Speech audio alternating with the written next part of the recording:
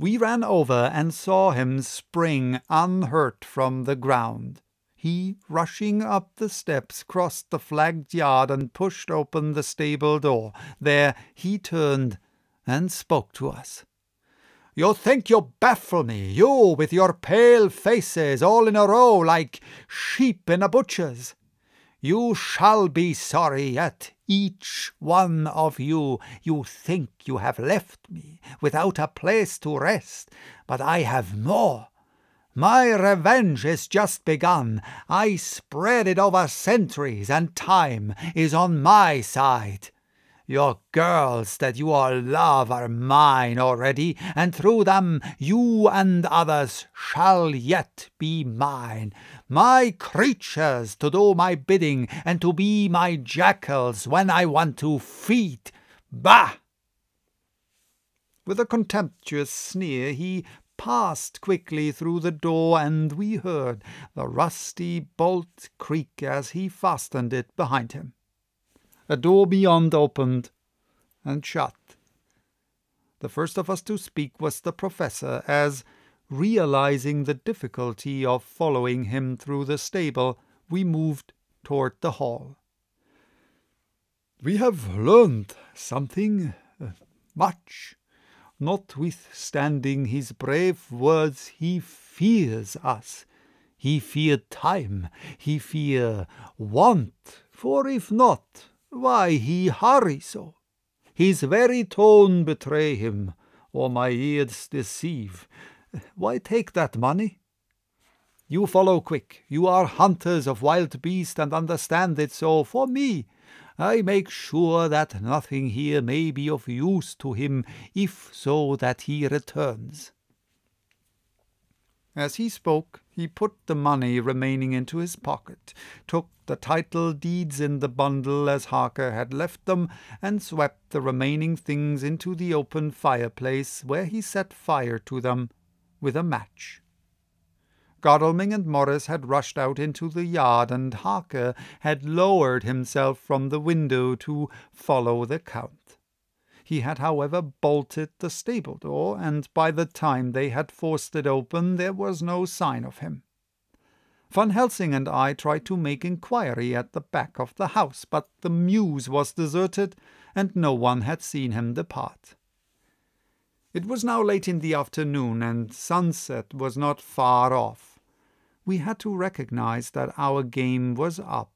With heavy hearts we agreed with the professor when he said, "Let us go back to Madam Mina.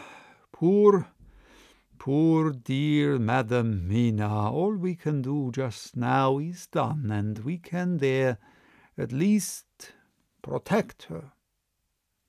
But we need not despair. There is but one more earth box, and we must try to find it.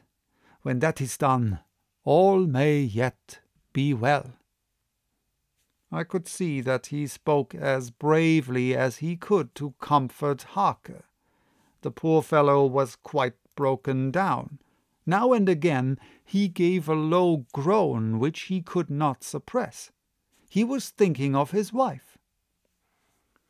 With sad hearts we came back to my house, where we found Mrs. Harker waiting us with an appearance of cheerfulness which did honour to her bravery and unselfishness.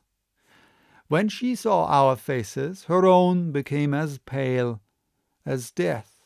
For a second or two her eyes were closed, as if she were in secret prayer, and then she said cheerfully, "I can never thank you all enough. Oh, my poor darling." As she spoke, she took her husband's grey head in her hands and kissed it. "Lay your poor head here and rest it. All will yet be well, dear. God will protect us, if he so will, in his good intent." The poor fellow groaned. There was no place for words in his sublime misery.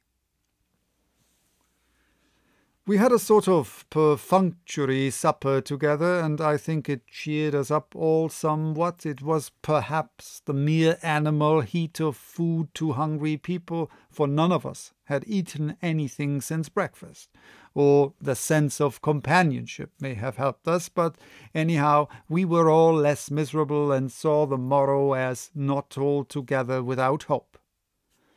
True to our promise, we told Mrs. Harker everything which had passed, and although she grew snowy white at times when danger had seemed to threaten her husband, and red at others when his devotion to her was manifested, she listened bravely and with calmness. When we came to the part where Harker had rushed at the Count so recklessly, she clung to her husband's arm and held it tight as though her clinging could protect him from any harm that might come. She said nothing, however, till the narration was all done and matters had been brought right up to the present time. Then, without letting go her husband's hand, she stood up amongst us and spoke.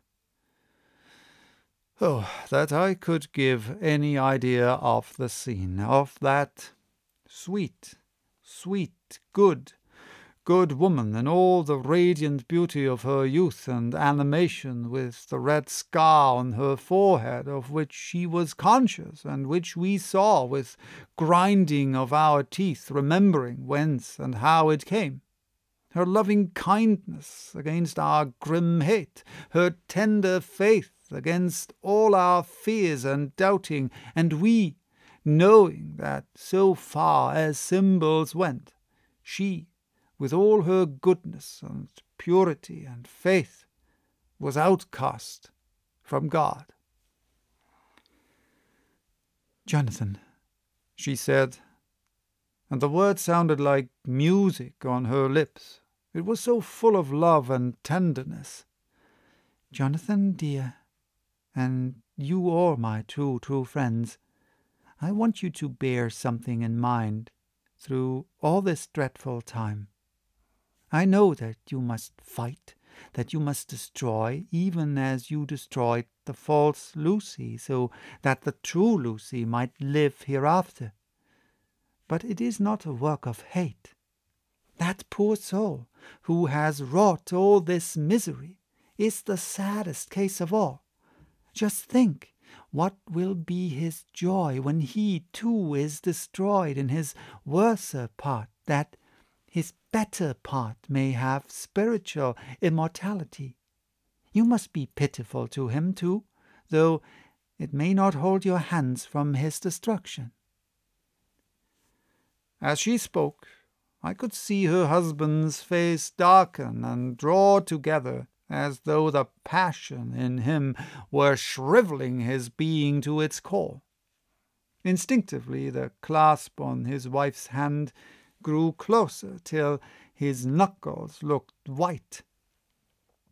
She did not flinch from the pain which I knew she must have suffered, but looked at him with eyes that were more appealing than ever. As she stopped speaking, he leaped to his feet, almost tearing his hand from hers as he spoke. "May God give him into my hand just for long enough to destroy that earthly life of him which we are aiming at. If beyond it I could send his soul for ever and ever to burning hell, I would do it." Oh, hush, in the name of the good God. Don't say such things, Jonathan, my husband, or you will crush me with fear and horror. Just think, my dear, I have been thinking all this long day of it, that perhaps some day I too may need such pity, and that some other like you, and with equal cause for anger, may deny it to me. Oh, my husband, indeed, I would have spared you such a thought, had there been another way, but I pray that God may not have treasured your wild words except as the heart-broken wail of a very loving and sorely stricken man. Oh God, Let these poor white hairs go in evidence of what he has suffered, who all his life has done no wrong, and on whom so many sorrows have come." We men were all in tears now. There was no resisting them, and we wept openly. She wept too, to see that her sweeter counsels had prevailed. Her husband flung himself on his knees beside her, and putting his arms round her, hid his face in the folds of her dress. Van Helsing beckoned to us, and we stole out of the room, leaving the two loving hearts alone with their God. Before they retired, the professor fixed up the room against any coming of the vampire, and assured Mrs. Harker that she might rest in peace. She tried to school herself to the belief, and, manifestly for her husband's sake, tried to seem content. It was a brave struggle, and was, I think and believe, not without its reward. Van Helsing had placed at hand a bell, which either of them was to sound in case of any emergency.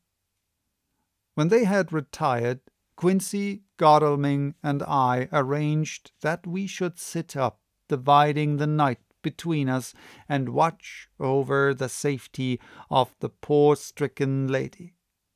The first watch falls to Quincy, so the rest of us shall be off to bed as soon as we can. Godalming has already turned in, for his is the second watch. Now that my work is done, I too shall go to bed.